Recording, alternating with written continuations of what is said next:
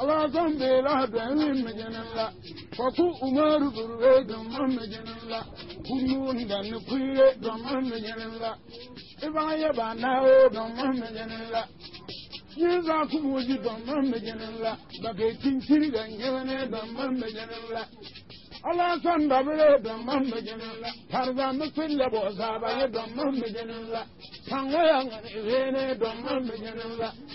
tinkiri gawawe gamman majanalla Lawa le kebene gamman majanalla diye dan mudu gamman majanalla sura zabene gamman majanalla mo yamna awo tare gamman majanalla doga dan yalwa gamman majanalla awa oba dini gamman majanalla akana dallo nyenno gamman majanalla dunna binna bela be gamman majanalla ngwa gamman majanalla ngwa kullu sunu kullu gamman majanalla bilala o gamman majanalla mazare yangani ene gamman majanalla kumi yo ndorama gamman majanalla jiye transitere gamman majanalla Hezare wabe damma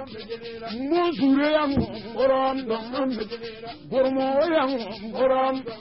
nyate bene zuta yang oran udomara kuwa gwata yang oran damma mejenela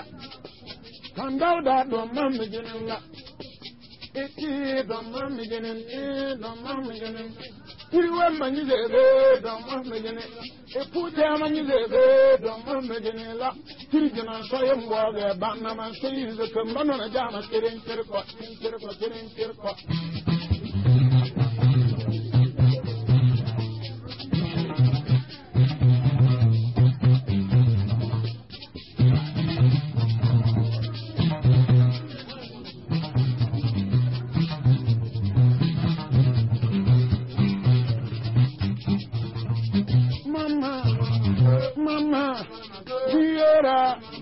Mama, Diazare, Mama, Abazale, Jureanga, Dani Boye, Umarie, Amamozel, Bela Lencha, Amola Lene, Amboredini, and I was no, Belare, Belara, Umbola,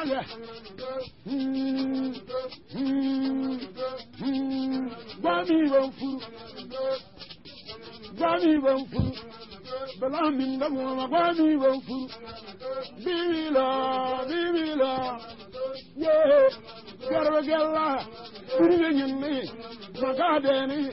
saranga, mudriya mindoma. He, yulambanga, la sambela, yulambanga. Ye, bara, yureju muzi,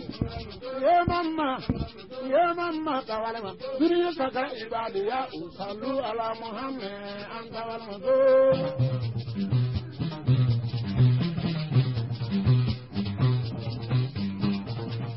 Mama,